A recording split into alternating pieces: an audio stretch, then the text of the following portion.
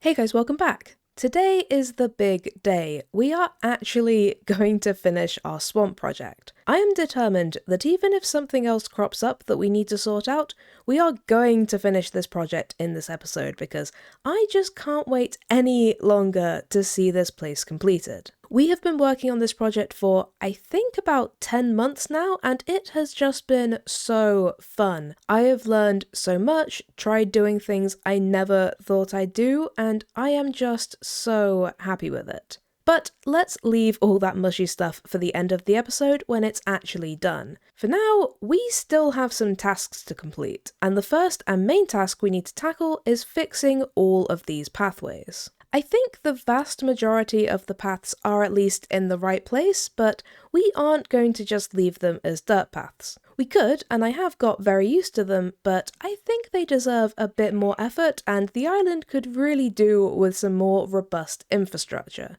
So, deep breath, let's get cracking.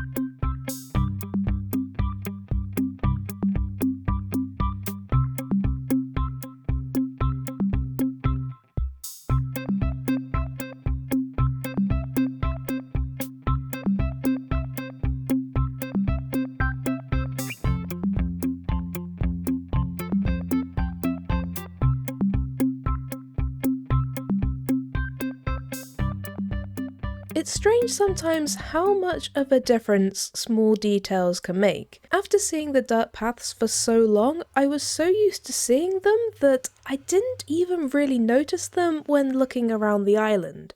But now, just looking across here and seeing the difference between how it looked before and how it looked now, they stood out so much. They were just so bright and in your face, and I guess I just needed to change them to realise that. But that just means I am even happier that I did decide to change the paths, because this is just looking so much better. They feel more like they sink into the area and are really part of the landscape, which is fantastic.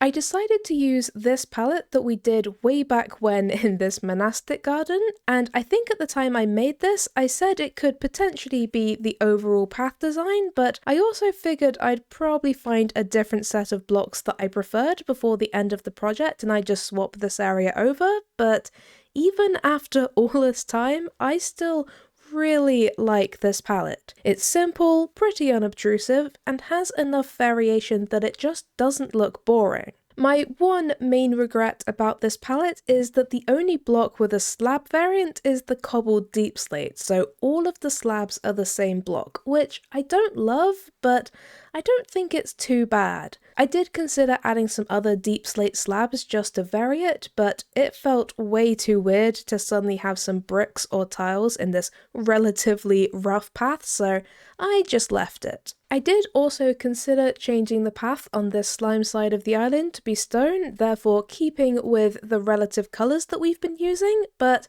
I ended up keeping it uniform, and I do think it looks better for it. And besides, I figure over time the paths would have been resurfaced due to wear and tear, so it does make sense that as they had better materials, they would have used those to replace the original crumbling stone paths rather than worrying about preserving the aesthetic or something. And with all of these paths in place, this main area of the island is totally complete. But as I mentioned right at the end of last episode, there is one small thing I want to do before we call this project done. And that is round the back of the witch temple, and I'm pretty sure I actually talked about this idea right back pretty much at the start of this project. And that was that I wanted to turn this little cave on the other side of the river into a geode. Why do all of my projects end up incorporating a geode of some kind? I don't know, but I do really like them. And the idea of building one back here has been sitting in the back of my head for months, so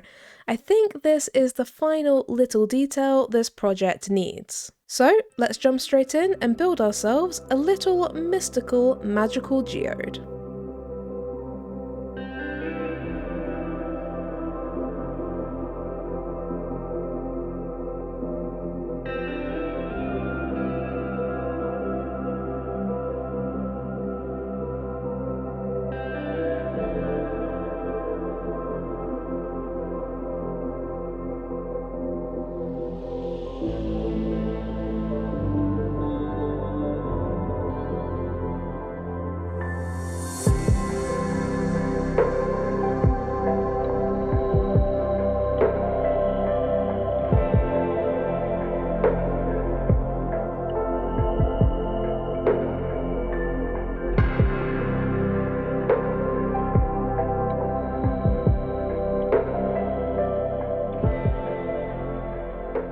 Isn't there just something so magical about geodes? I mean, they are purple, which does help because it is my favourite colour, but just the way they look, the crystals and clusters, the little spots of light and the calcite and basalt around them.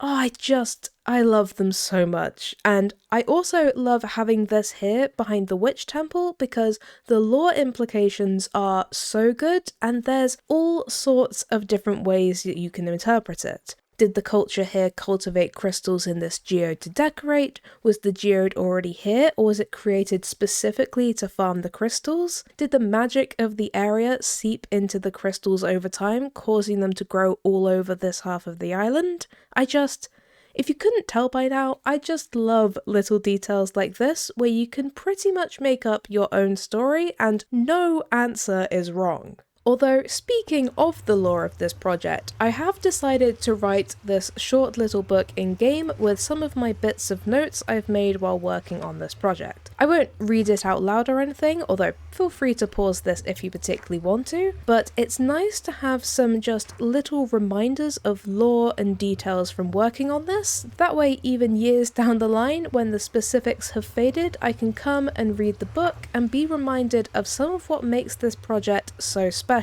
It definitely doesn't have everything by a long shot, but it's got some of the most memorable bits for me, and I can always add more things later if I remember them. But with that, I can hardly believe it, but this project, this wonderful, wonderful island, is complete, and boy has that been a journey. We've created temples and farms and gardens and statues and monuments, and the whole project has just been so fun. I mean, don't get me wrong, I absolutely love my end project and it was great fun, but the style by design of it being an intergalactic melting pot of a hub just wasn't quite as cohesive as this island, and I have loved working on that aspect here. There is something so pleasant about all the little details working together and feeling like they're from the same place, same time, same culture.